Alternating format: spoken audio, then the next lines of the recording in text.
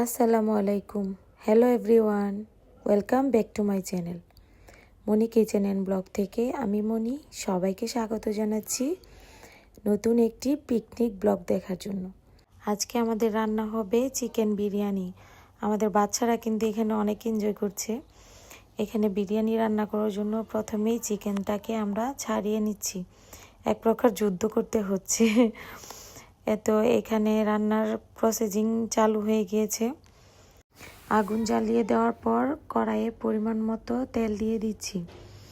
এখন পরিমাণ মতো পেঁয়াজ কুচি দিয়ে ভালোভাবে নেড়ে চেড়ে পেঁয়াজটাকে একটু গোল্ডেন কালার করে নেব।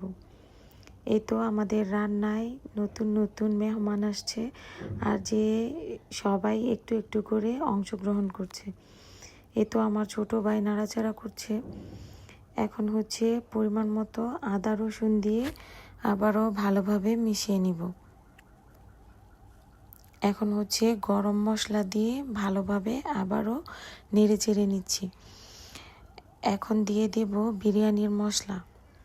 বিরিয়ানির মশলাটা দিয়ে আবারও ভালোভাবে একটু কষিয়ে নিচ্ছি। এখন আমাদের যুদ্ধ করেও মুরগির মাংসটা ছাড়াতে পারিনি, তো ওইভাবেই মাংসটাকে দিয়ে দিয়েছি। আমাদের টাইম ছিল না, সবাই ওয়েট করছিল খাওয়ার জন্য। তো এই তো আমাদের রান্না বান্না চলছে। মাংসটাকে নিয়ে আমরাও অনেক প্যারা নিয়েছি। যাই হোক, শেষ পর্যন্ত মাংসটাকে আমরা ছাড়াতে পেরেছি।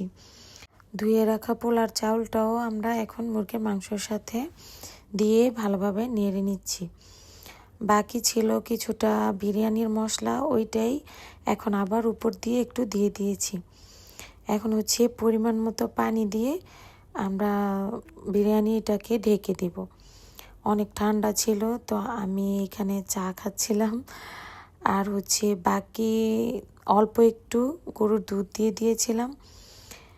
এখন বলক চলে আসার পর আমি পোলাও পাতাটা এখানে অ্যাড করেছি সুন্দর একটা স্মেল আসার জন্য। তো এই তো আমাদের রান্না প্রায় কমপ্লিট। আমাদের ভিডিওটি যদি আপনাদের ভালো লেগে থাকে তাহলে অবশ্যই লাইক কমেন্ট শেয়ার করতে ভুলবেন না। আর যারা আমার চ্যানেলে নতুন তারা চাইলে আমার চ্যানেলটি সাবস্ক্রাইব করে দিতে পারেন। অনেক ঠান্ডা ছিল, তো ঠান্ডার মধ্যে বিরিয়ানি অনেক মজা। এই তো আমরা বিরিয়ানিটা সার্ভ করে একসাথে সবাই খেয়ে নিব। এই যে রান্নার মাঝখানেই আবারও আমাদের কাঙ্ক্ষিত সেই শেফ চলে আসছে, সাথীর হাজব্যান্ড সাগর ভাই। এই তো আমাদের রান্নাবান্না শেষ, এখন হচ্ছে খাওয়ার পালা। কে কোথা থেকে আমার ভিডিওটি দেখছেন অবশ্যই কমেন্ট করে জানাবেন।